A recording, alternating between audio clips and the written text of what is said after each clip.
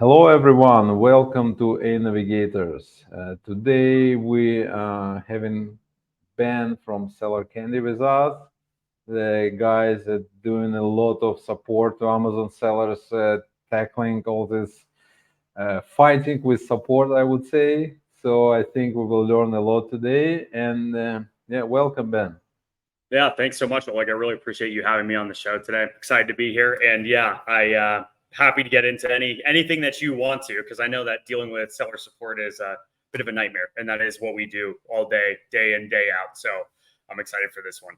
Yeah, awesome. But before we dive in, I would really like to so you introduce yourself, your story, how you get to e-commerce space and seller candy eventually. So, like something, Sure. yeah. Yeah, well, I'll start with kind of the end. I'll start with the end first, which is, today I'm currently the partnerships manager here at Seller Candy. So I have a really fun role. I get to, go on podcasts and webinars, and also just get to talk to a lot of sellers and other service providers in the space. Um, for the context for anyone who's watching or listening to this, Seller Candy, we kind of focus on the less fun side of selling on Amazon, which is not the advertising piece, but all the other annoying things that come with the journey, right? So everything from dealing with your listings and getting them fixed and flat files to talking to seller support. So our team will help sellers, agencies, aggregators with kind of taking that off of their plate. So if you're watching this and you do need any help there, feel free to reach out, but we'll dig into that later. To rewind though, Oleg, I'll kind of give you the backstory, but I got into e-commerce about 6 years ago now. I originally actually was doing door-to-door sales, and my kind of origin story I like to just say is, I realized that I could only knock so many doors in a day. And I started thinking, if only I could do something on the internet that I could sell, knock the equivalent of thousands or millions of doors a day. And so I started listening to podcasts and kind of got into this whole Amazon world. Since then, I've worked at an Amazon agency managing brands. I personally sold on Amazon, and I still sell a little bit on Amazon to this day. I've also sold on Etsy, eBay, all these different platforms. So I've kind of been all over the place, and I've worked at a few companies and managed their Amazon account exclusively. So all of that kind of led me to this role I'm at today. So I'm a little bit less in the trenches now than maybe I have been in the past. Now I'm not the one who's personally doing a lot of the flat file uploads and kind of these issues, but I've been there before. I know the struggles that sellers face, and I know the complexities, and Amazon's always changing, right? So we know that it gets more challenging. So that's kind of, yeah, that's the high level in terms of my background. I'm more than happy to dig into any of that if you want me to as well. Yeah, sure. Thank you.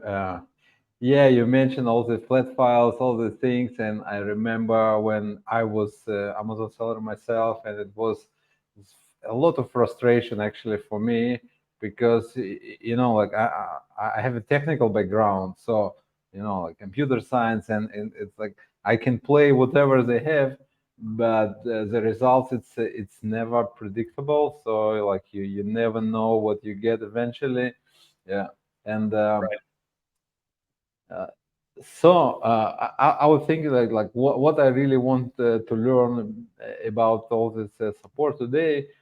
What is the biggest problem nowadays that's going on Yeah. for sellers? Well, that's a really good question. I mean, I want to take a step back for a second, just say too, like, to your point, Oleg, like the other thing is just, we know that Amazon is changing constantly too. So, there's always, while it's the same at the base level, like flat files have been around for years and they haven't changed a ton, right? There are certain updates. But there's constantly these kind of updates. And if for you as an individual seller, it's becoming increasingly hard for you, or if you have a small team, for example, to stay on top of all of the changes. And so that's one of the things that we've been seeing too, is just that we have more and more sellers that we're engaging with where it's, one part of it is that maybe they are want to relinquish just any of the issues and kind of this headache of dealing with Seller Central, and they're looking to just get that out of their realm. But another part of it is just they're at the point where they can't keep up with all of the things that they need to know to build a successful business or to resolve these problems that keep coming up maybe in their Amazon account. And that's really where I kind of see the value of having a team that's on your side. Whether it's you guys, I know all the work that you guys do as well, but an agency or a solution like Seller Candy, because we're paid to stay right at the forefront and know exactly what's happening with Amazon. We see the latest updates. We see the latest rollouts. We see changes across the accounts. And I think that's something that's becoming increasingly hard for the individual, business owner to do themselves. That being said, there is a time and a place for you wanting to do everything yourself. I know that's how I learned all of the Amazon stuff. Is I was the one who went in and did the flat files. I did plans of action and appeals, and I think that's really valuable. I just think that you got to know when it's time to say enough's enough. I've learned enough, and now it's time to give that to someone else who can either do it better than me, cheaper than me, faster than me, what have you. So, yeah, I just want to reiterate that point because I think you kind of touched on that briefly. In terms of your question, though, so most common issues. I talk to quite a few sellers every week, and I always joke that I need an Amazon therapist with me because it's, unless they've been selling for years, a lot of times they'll come to us and say, hey, I have this issue. I think it's super unique. I don't think it's ever, they think that it's something that's never been seen before. And more often than not, we see, 95% of the time, because it's Amazon and we're all working with the same system in terms of Seller Central or Vendor Central in the back end, just about everyone is facing the same types of issues, right? Certainly there are nuances there, and sometimes there are things that maybe you have that are a stickier issue for some reason. But generally speaking, we're seeing more or less everyone kind of sees the same main issues. In terms of what we've actually seen, so when we looked at our data for last year, we had, about 15,000 or so tickets submitted to our system, to our team to actually go and work on. And the interesting to see was that out of those tickets, about a third of them, so roughly 5,000 of them, were directly related to a request about updating a product page or fixing a listing, something related to the actual catalog itself. And so that's the single biggest category of issues that we've seen. And I think that trend will continue. And I'll ask you in a sec too, Oleg, but the thing that I've noticed is that, from even when I got started in the Amazon world, you used to be able to go in and let's say you just wanted to update a title or bullet points on a listing. You could click the edit button and add your information and it would go through, in 15 minutes or an hour or 24 hours sometimes. While that might still be possible, the majority of times now we're seeing that even for sellers that have brand registry and they're the only seller, they control everything on the listing. We still see that they're more and more frequently, they're having issues with either fixing something on the listing, dealing with, maybe an update of some kind to the listing, etc. And so I'd say that's kind of the single biggest category of issues and a trend that we've noticed in general over the years. And I'm happy to dig into that, any which way you want to go. Yeah, so you say the catalog issues is the number one, and what number two? Made me curious. Yeah, well, number two, I would say is definitely account health, right? Which I know is kind of, and these are both of these are very broad, categories, right? Because even within, let's say, catalog, you've got things like there's so many different things that could be happening, right? You could have issues with inactive listings, suppressed listings, some kind of safety complaint or something like that. Yeah. The account health side, same deal, right? We have a lot of different kind of subcategories there, but just the importance that has been placed on, and we know Amazon historically has been known to do this. If you rely on them as your main sales channel, they in the past, before they've introduced some of these newer changes, they have been known to just, hey, today your account's been suspended until you go through and do this plan of action.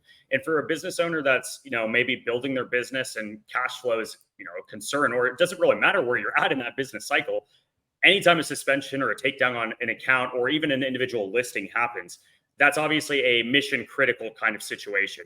And that's really where I would say we get kind of the people coming to us that are the most stressed out is that, maybe they don't have someone that's already there to help them, or maybe they've tried to submit a plan of action and it's gotten rejected for some reason.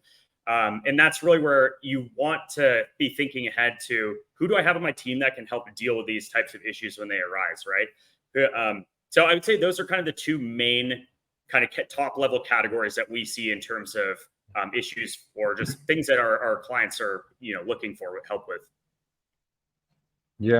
Yeah, definitely the super stressful situation, and every Q4 is coming, and we have like a lot of big clients that we try to be very aggressive to spend a lot of money to prepare for the Q4, grow all the organics and everything, and then suddenly out of the blue and it's yeah, it's crazy stressful situation, and So I was going to say too, just to, taking myself back real quick, when I was doing account management and, I'd have like 5, 6, 7 clients at a time that I was looking after in a previous role. Not this isn't Seller Candy, but, I was, for everyone else, all my friends, they're getting home for the holidays and taking time off, and it's this relaxing time.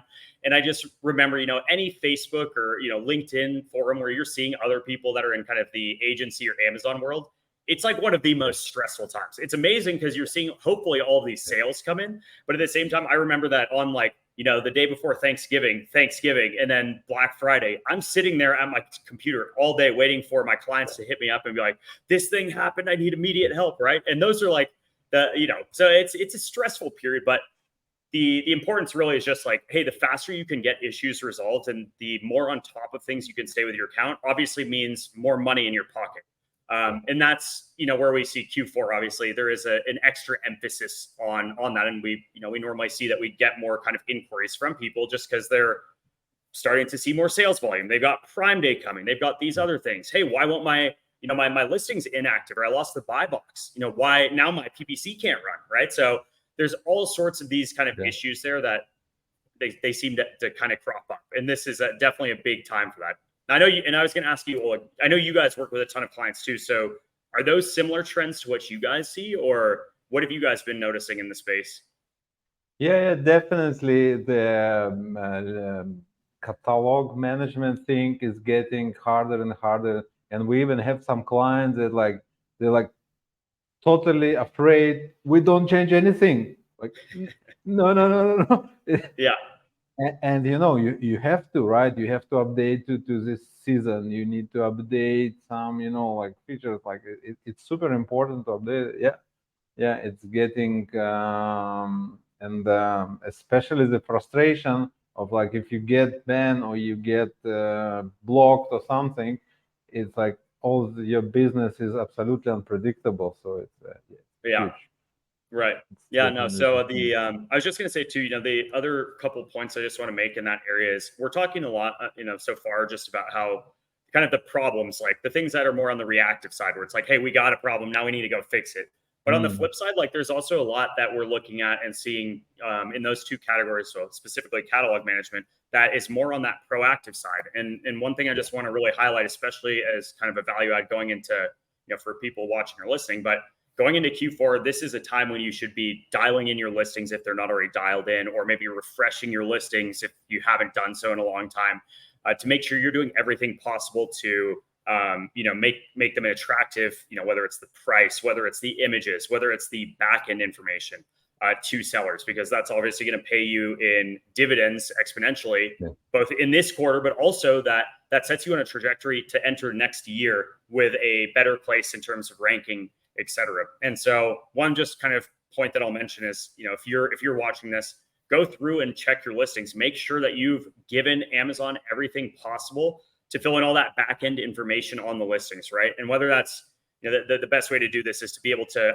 actually go and download out the category listing report to check the listings and what you have in there, and then getting a flat file for that category and making sure it's filled out all the way. Do you have things like the instructions, SDS user manual, the proper dimensions, all that stuff. And this was put to me a really good way, actually on a podcast I did yesterday. But what you give Amazon, they will then use to give back to you, right? So if you're giving them as much as possible, that all gets factored into how you're, showing in search results and how people are finding you, and some of that extra information that's on the page that's going to help you rank or just have a more optimized listing and therefore get more conversions. So just wanted to throw that out there too. Yeah, I remember. Actually, it was the same rule 6 years ago when I started on Amazon. You need to fill as much as possible, so it will. But still, if you mention it, I understand that like a lot of people still not really busy with it. Yeah, Yeah, interesting. And no, for sure.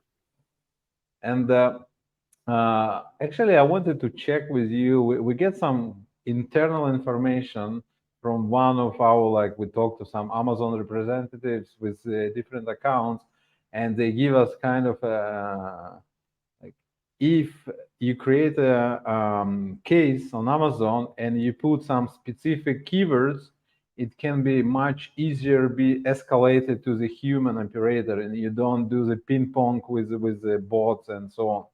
Uh, Yeah. do you guys use this kind of tactics?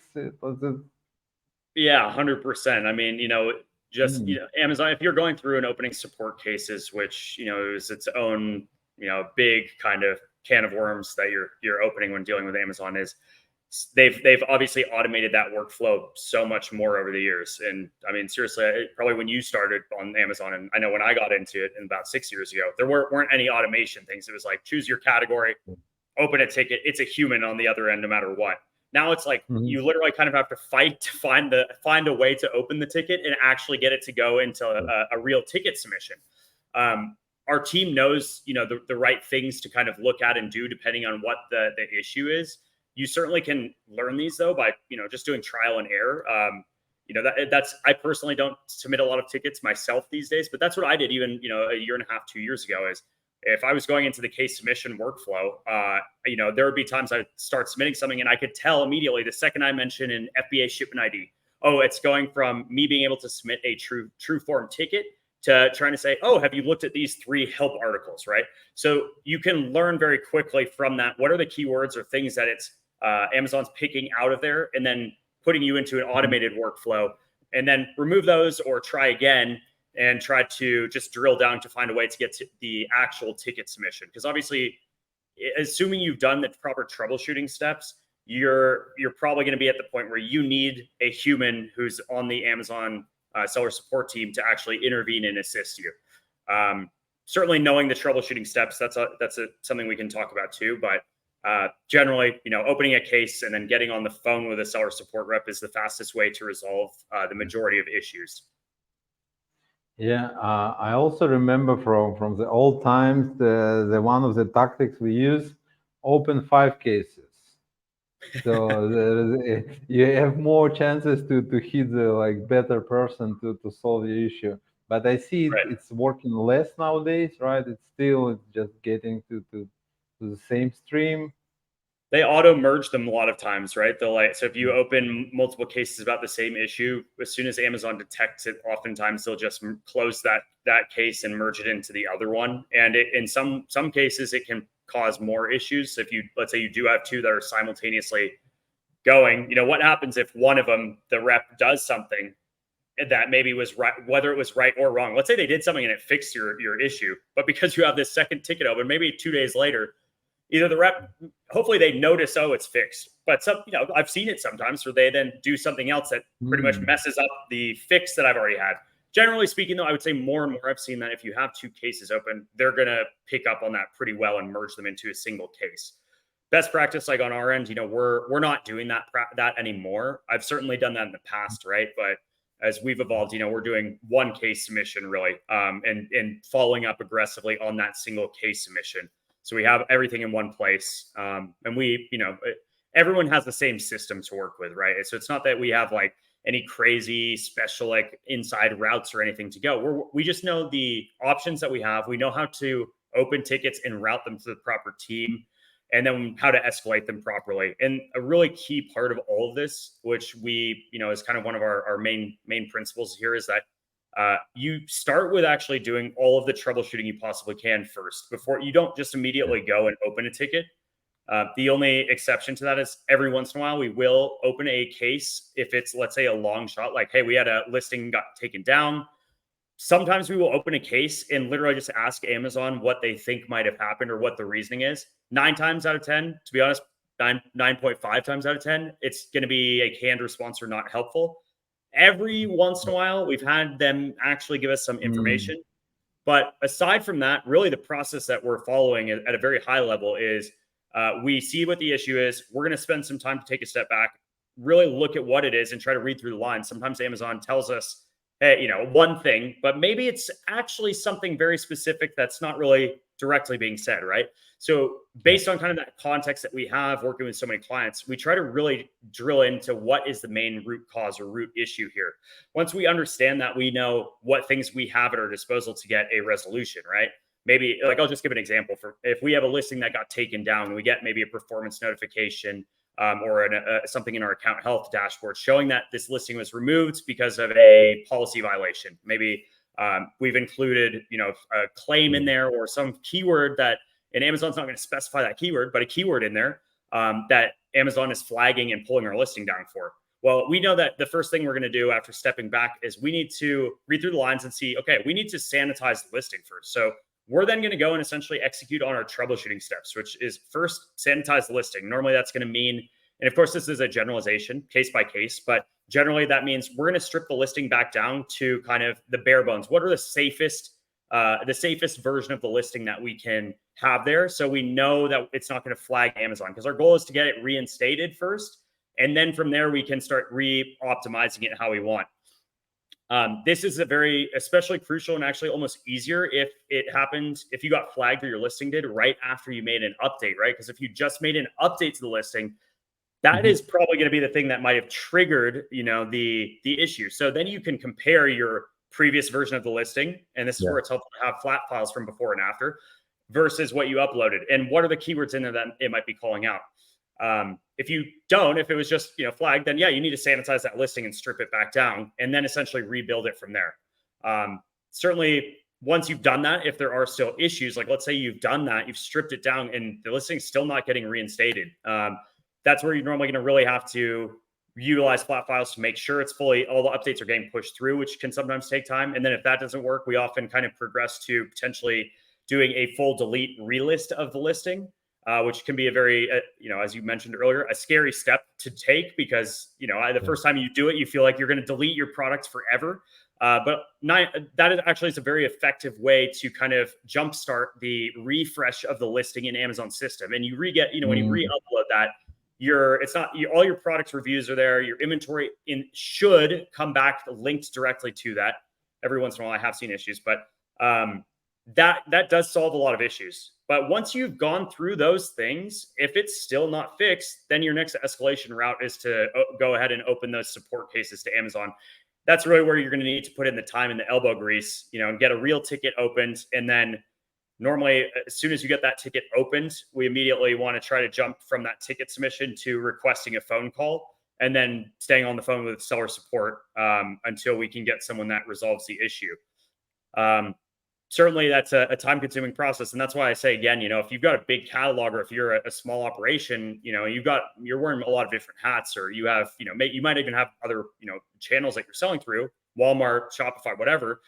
That might not be a good use of your time. And I think that's really where the value of having a solution or a team like ours kind of comes into play, is that we'll take that off your hands for you, do that work for you. But essentially, to wrap this up with a Nepo, is the reason that we do it in this structure of not starting with a case right away is because if we start with a case right away, what's Amazon going to say? They're going to give us a canned response, and then they're probably going to tell us, oh, you need to do this troubleshooting step, which may or may not be right. However, if we know that what we kind of need to do, which is sanitize the listing, upload a flat file to make those updates to the listing. If that doesn't work, then upload a flat file to do a full delete relist of the listing. And then we go and do the seller support ticket. Now we have all the ammo to pretty much go when we open that and tell them, hey, this listing's still inactive. We've already done these troubleshooting steps. And here's the batch ID for the flat file. Here's the batch ID for the full, delete relist. We need you guys to escalate this to put extra attention on it and get it resolved, blah, blah, blah. Essentially, if we can go through and give them that information and dictate the outcome that we want, we're much more likely to, one, save a ton of time, and also get to that resolution a lot faster. So that was a long-winded answer. I apologize, but It's very important information. It's like definitely the truth. So basically, sorry, you have to do the work of the Amazon support before, so to get the result, right? This is the thing. Unfortunately, that is kind of, and that's where it is helpful for you to have that context, right? Like I'm really grateful that I spent those hours of, working and learning flat files and that, because what levers to pull. Now, I don't know if I would do that again at my current stage in life, but when I was younger, that was a good use of my time.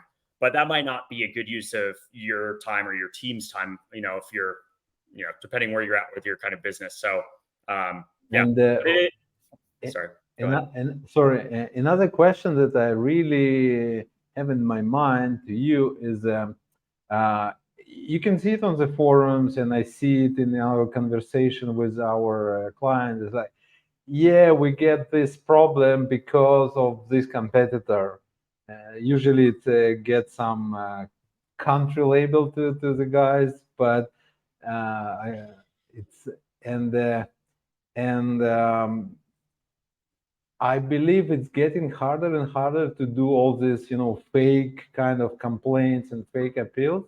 But do you see this trend is getting less? So it's maybe Amazon trigger stuff, or it's still all kind of side effects of not fair competition, or like.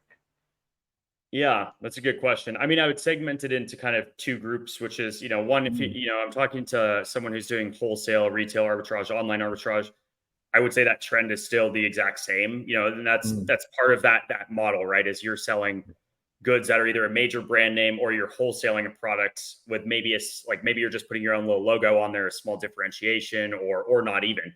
Um, in those instances, certainly you're more likely to have things like takedowns because of an IP or suspected IP issue. Um, so I would say there, I don't see that trend has changed too much. Most of the people that I would, that what I have noticed is most of the people that I 3 years ago, I used to talk to a lot of people who were drop shipping, and now I would talk to very few people who are drop shipping, right? And there's probably a reason for that. We know Amazon's terms of service are not very friendly to that. On the brand owner side, there's certainly a multitude of kind of common issues that I've seen or heard about that plague, the brand owners. And it really depends, if you're the brand owner and you're the only seller, you don't have any resellers or, other agreements with anyone else. You can see issues still where some other seller comes and puts inventory on your listing. It could be real or not real. And so we get questions sometimes about that, like, hey, I have this, I don't resell to anyone, but I have someone selling 20 units and they are, selling them for $20 less than what my price is or whatever. Certainly that can become an issue for people. Oftentimes those ones kind of resolve themselves because that inventory is going to sell through. And there are valid ways those people can buy inventory, right? Whether it's Amazon reselling a customer returns, right, through their wholesale account or whatever it's called. Or someone might have bought your product on a deal or through a different channel, and then it's authentic product. However, one thing that we do see a lot of people do is they feel that it's inauthentic product. I know that there's sellers that will do test purchase, but you have to be careful about this. So I don't want to take it with a grain of salt, because there are some considerations about Amazon linking your test purchase and causing some mm, issues in terms of account health. But the idea there is that you buy a unit from your competitor or the other person selling on your listing, get that inventory, and then see, oh, is this real? And if it's not real, then opening a complaint to pretty much get them taken down. But you have to be careful again, because Amazon might see if you're the person who buys it from your Amazon account and then also submits that complaint. They could see that as some kind of manipulation, or I don't know if fraudulent sounds a little bit too harsh of a word, but activity. There are workarounds that I've heard about there, just having a friend of a friend of a friend buy it and then let you know. But so I'd say that dealing with things like that with inauthenticity, I've worked with a couple of brands that are quite large, and especially ones selling maybe higher end products. In some cases, they have resellers, and the having map pricing is quite challenging to enforce. Amazon, as far as I'm aware, doesn't directly have any way to do that. In a lot of cases, if you've got really solid relationships with your resellers, you might be able to enforce a map relationship with them. But that still doesn't mean that another seller, again, similar issue, could come on your listing and sell at a lower price than everyone else. And that can be another issue, right? And they get the buy box and all that kind of stuff. And then I would say the last thing is, yeah, there's certainly the category of issues where something probably fraudulent has happened. Let's say you're selling a nutrition supplement. I'll just use that example. We know that there's definitely a black hat play in that area, right? Where a seller might just, for no reason, but trying to just impact your business, come and maybe submit a complaint or buy one of your products and submit like a bad review about you through some weird account that they have through a VPN. There's all kinds of weird issues like that. But I think, to your point, Oleg, to answer your question, I do think that trend maybe is slowly getting a little bit better with some of the changes, and I think that Amazon will continue to enforce that as much as possible. And I always like to say, I mean, people that aren't playing by the rules, it's not a question of if they're going to get caught; they're going to get caught. It's just, so it's a when question for you. Hopefully that gives you some peace. But in the meantime, you just need to do everything you can to protect your listing. And when those instances do pop up, knowing what you can do to actually go and deal with them in terms of getting those rectified in the eyes of Amazon. Yeah, thank you. It's interesting because yeah, I believe Amazon gets more and more mature, and it's much harder to get in, and so there is a less black hat players around, so it's getting more nice. Yeah. Yeah, I want to keep talking, but our time is getting to an end. And you gave one piece of advice to prepare for Q4, so to make as much information in the listing to make it like as full as possible. Do you have some another advice before we finish for people Yeah. to Q4? Something else? Well, I guess the two other things in kind of like the world that we deal in, because so Seller Candy, we don't really focus on helping with advertising. There's a lot of other amazing Amazon advertising partners out there, but in terms of kind of the things that we see and we support our clients with, I would just say, kind of getting back to basics. Like honestly, inventory is a really important thing, and hopefully by now, as we're literally right here about to go into October, hopefully you're already dialed in for Q4. But that's I still to this day, that is one of the worst things that can happen is you running out of stock on your listing, especially, when you're considering that Amazon's all about the, building that momentum and that ranking over time, and going out of stock. Not only is it just a temporary loss of sales, but you're undoing the work that you've put into your ranking your listing and building your product and brand on Amazon. And so I would just say, high level, make sure that you've got that dialed in somehow. And we get that's something we do help out with in terms of reporting and trying to make some kind of recommendations, forecasting, et cetera. But that's kind of the number one thing. If you're out of stock, I mean, and nothing else really matters anyway. Beyond that, I would say, definitely kind of you should have a plan by now, or really spend, and even an hour just thinking about what are you going to do in terms of kind of the events that are happening in Q4 for your marketing strategy. And this really varies. There's a lot of different arguments and different things that you can do. Again, PPC is a whole nother game, but I'm talking about even things like, hey, are you going to run any coupons? Are you around Prime Day? Are you going to do any lightning deals or Prime exclusive discounts? I think they might have renamed one of those. Things like that. Is there anything else that you're going to be doing in terms of kind of those marketing pieces right there? And on the PPC side, maybe it's even, hey, are we planning to actually spend a ton more on Prime Day or during this event? Or are we just going to keep our budget as is, or even bring it down so that we don't overspend, when the cost per click is up and those kind of things. So I think that would be the second big kind of needle mover, I would say, is like, as long as your inventory is good, then you think about your promotion and marketing strategy and make sure that's dialed in. And then I think from there, a lot of it is really, as long as you have optimized listings, a lot of it is just kind of like, hey, stick to the basics, don't overcomplicate it. Essentially just keep your account and listings in a good place and focus on the advertising and the marketing and that kind of stuff. So Yeah, great. Thank you. It's definitely the advice I would give to anyone as well. And what is the best way to reach out to you if some people want to continue this conversation with you? yeah, Where is absolutely. it? I love talking to sellers, agencies, whoever you are. Just I like talking about Amazon. So first off, you can obviously go to our website, sellercandy.com, and check that out. Our team will give you a demo if you want to learn more about our services. I'm also personally happy to connect with anyone. I'm on LinkedIn. Oleg, I can give you maybe my profile link, but if you search Ben Smith Seller Candy, you'll probably find me on there.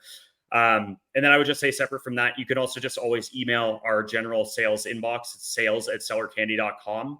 And if just mention my name, and it'll get routed to me one way or another. So I'm more than happy to chat with anyone, even if you just want some advice, or you're just looking to kind of explore something that's going on with your business that you need help with, or it doesn't matter where you're at. Feel free to reach out. I'd love to connect with you and talk to you a little bit more. And even if it's something Okay. that we don't do personally, like I would love to put you in touch with the right person who does, whether it's Oleg or someone else in the space. So we do have a lot of great relationships too there, but sellercandy.com is probably the best place.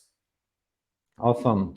Thank you, Ben. It was really interesting and detailed information, and I really enjoyed. I hope it will be available for listeners as well.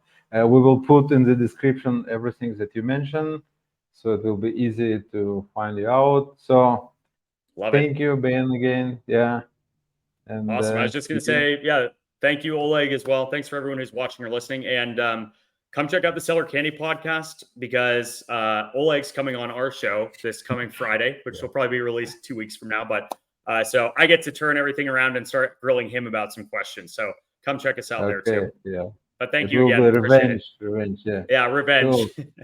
Cool. Okay, thank you. See you next time.